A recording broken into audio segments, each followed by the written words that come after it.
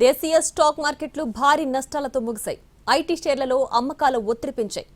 అమెరికాలో జనవరి నెలకు సంబంధించి అంచనాల కంటే మెరుగైన జాబ్స్ డేటా రావడం మన మార్కెట్పై ప్రతికూల ప్రభావం చూపింది. మెరుగైన జాబ్స్ డేటా వల్ల ఇప్పట్లో ఫెడ్ వడ్డీ రేట్లు తగ్గించకపోవచ్చనే అంచనాలు సెంటిమెంట్ను దెబ్బతీశాయి. దీనికి తోడు ఐటీ షేర్లను ఏఐ భయాలు వెంటాడాయి. ఇటీవల వరుస లాభాల వేళ గరిష్టాల వద్ద మదుపర్ల లాభాల స్వీకరణకు దిగడము సూచీలపై ఒత్తిడి పడింది.